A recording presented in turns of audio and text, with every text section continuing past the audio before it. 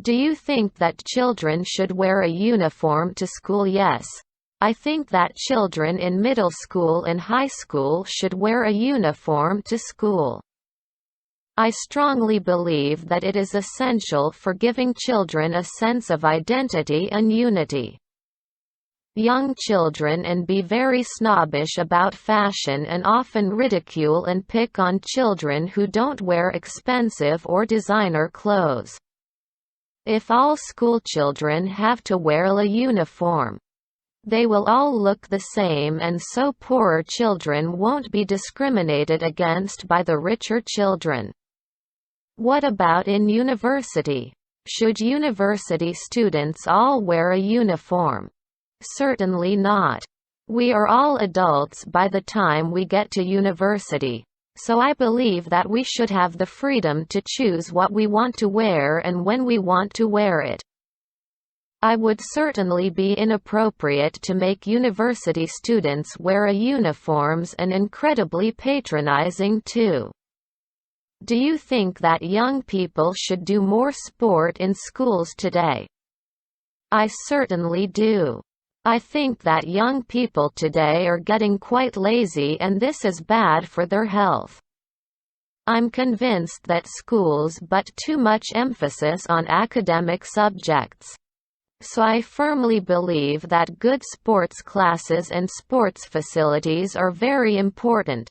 Do you believe that children can learn a lot from team sports? Yes, I do.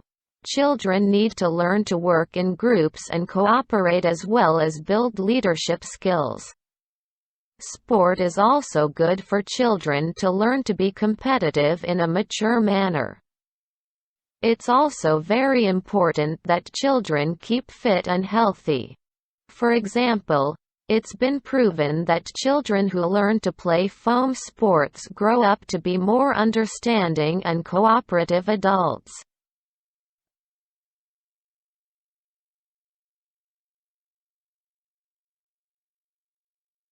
Why do some people prefer listening to the news on the radio, while others prefer TV news? Today, not many people like listening to the radio. Pretty much everyone has a television now. For most people, televisions are very appealing because you can actually see real footage of what's being reported. For example, when I saw a report on the launching of a SpaceX rocket, I could actually see the rocket take off, the astronauts inside, and all the spectators on the ground. So TV is a powerful source of news. However, there are many people that don't share the same opinion. While some say the television is better, more visual and more modern, others feel the radio has a certain charm and is more soothing and relaxing. It also depends on the lifestyle of the individual. Many taxi drivers love listening to the radio because it is a very convenient way to hear news and plays without distracting them from driving. Why do some people choose not to cat meat? That's an interesting question. In my country, nearly everyone enjoys eating meat, though not in large quantities. However, some people, mainly Buddhists and young people who are members of animal rights movements, make a concerted effort not to eat meat for ethical reasons. They believe animals have the same right as us humans to live full, natural lives, so we humans should not cat animals. Although some scientists say it is important to cat meat for health reasons, others claim that if you eat the right vegetables and fruits, eating meat is not necessary to maintain a good standard of health. Some people say that one's university years are the happiest time in life. Would you agree? Yes. I couldn't agree more. I think that university life is probably the best stage in life because we are free from the constraints of home life with our parents, and we get the opportunity to discover the world for ourselves. Much more independently than ever before. We can meet new people, study a variety of interesting subjects, and learn to look after ourselves. So, I completely agree that this is by far the happiest time in our lives. But I've heard that many students find university life incredibly stressful and sometimes quite a tough experience. Well, it depends on the person, but I don't think you're right in saying many students find it difficult. I am sure that some do. But the vast majority of people I know share my opinion that it's a unique and truly fantastic time in life. Many believe that famous people should not be used in advertisements to sell products. Do you agree? No, I can't agree with that. I firmly believe that everyone, whether they are famous or not, has the freedom to advertise what they want. Just because Jackie Chan is a celebrity, why should this stop him advertising a deodorant or a makeup camera? I see your point. But some people would disagree and say that advertising companies are using his public image as a famous star as a way to convince people in society to buy their product. Is that not unethical? Okay. But it seems to me that many people, especially younger people, are very vulnerable, particularly in today's fast-paced competitive society. And big companies are taking advantage of them to make money from them. However, I don't think this is solely the responsibility of a famous star who advertises a product. I think the government should impose stricter regulations on advertising agencies to ensure that the information is honest and fairly presented. What are the advantages of doing a job where you can work from home? One of the main advantages of working from home is the amount of freedom you have. You don't have to worry about traveling to work on public transport, which can be very stressful, and you can often manage your time more efficiently according to your own routine. Another good thing about working from home is that you don't have to get changed into smart clothes or uncomfortable office shoes. Are there any disadvantages to working from home? Yes. Many work-from-home jobs don't pay as well as full-time jobs in a workplace. A lot of work-from-home jobs are part-time or offer a few hours work per day, rather than standard jobs that pay a fixed amount every month. So, they are not as secure and stable as most other jobs. What are the advantages and disadvantages of working outdoors? That's a good question. I think it really depends on what kind of job you have outdoors. In general, most outdoor jobs are quite physical. So I think that they can help people keep fit and healthy and strong as well as being outside in the open air. On the other hand, it can be awful to work outside because you may have to work in terrible weather conditions like rain, snow and extreme cold. Outdoor work in my country is generally quite poorly paid. So that's certainly another disadvantage. The main advantage of cycling to work is that you don't pollute the air. Another key advantage of riding your bike is that it's a good form of exercise. One of the major strong points of eating in restaurants is you don't have to do the washing up. One more great thing about eating out is you can taste a wide variety of different dishes. A very good thing about mobile phones is you can get in touch with anyone, anytime, expressing importance and priority. Which is more important in a child's school education? Academic subjects, learning teamwork through sporting activities. Or learning about art? That's a tough question because so much depends on the individual pupil. As a general rule, I think that academic subjects are the most important part of a child's education. Children need to have a sound academic basis in order to progress successfully onto further education and establish a career in the future, for this is what society requires.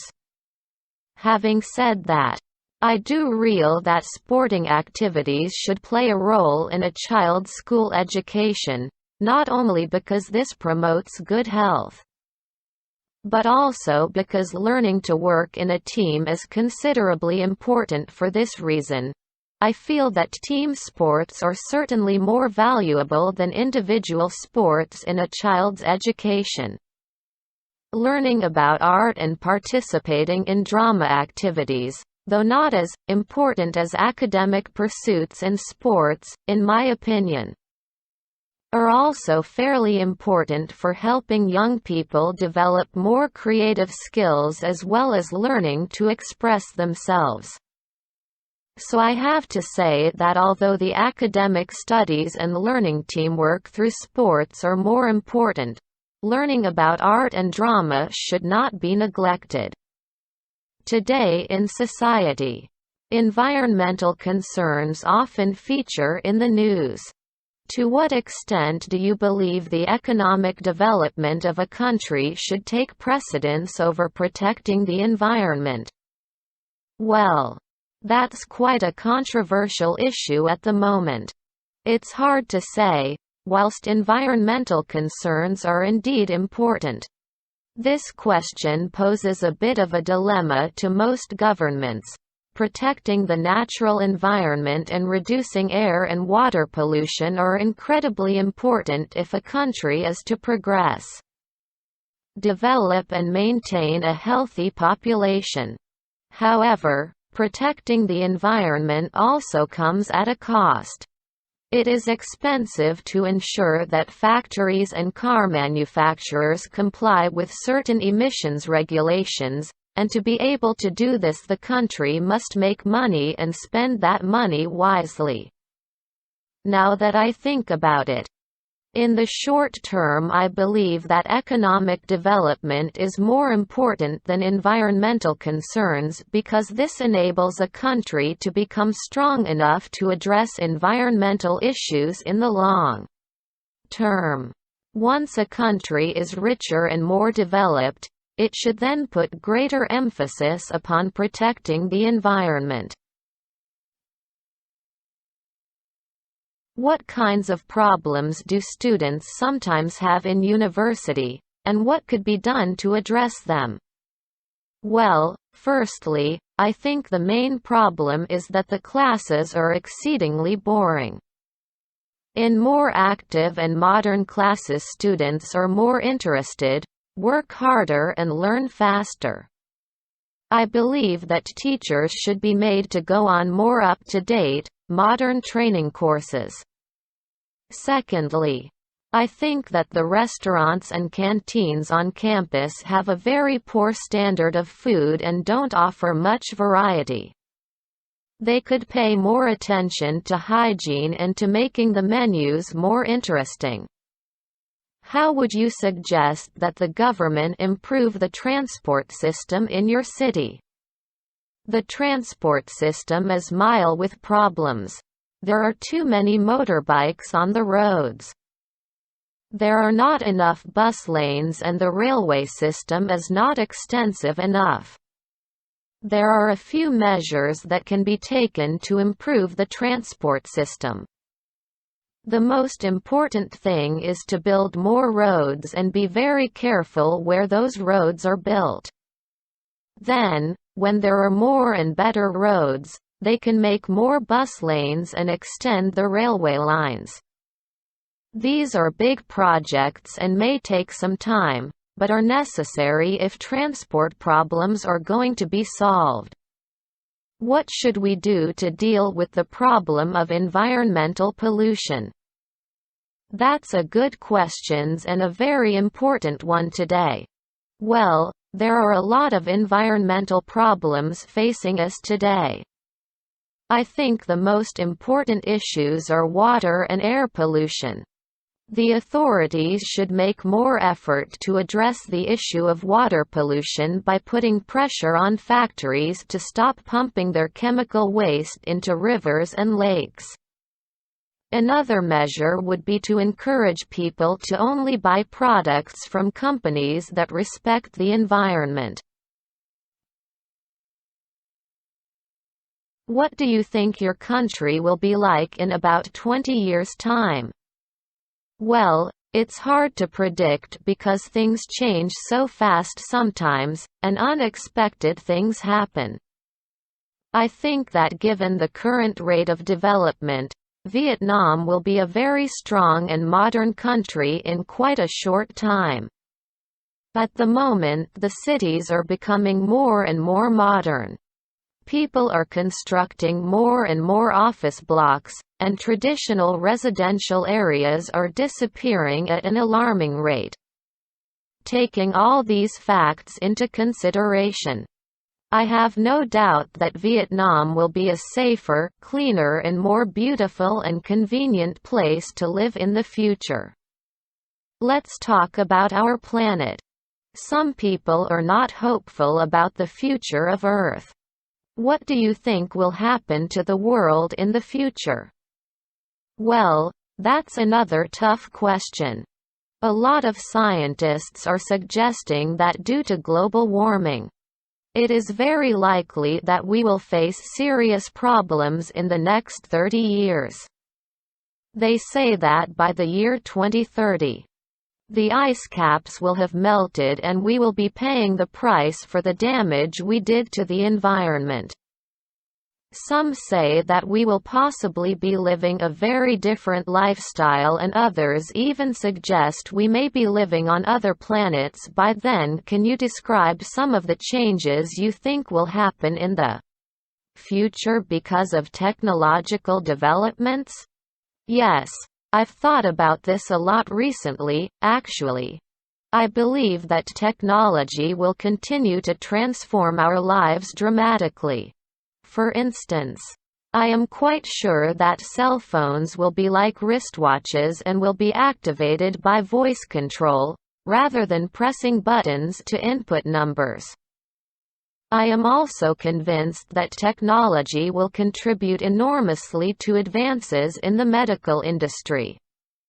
For example, I think that in about 50 years, we will have found a cure for cancer and other serious diseases.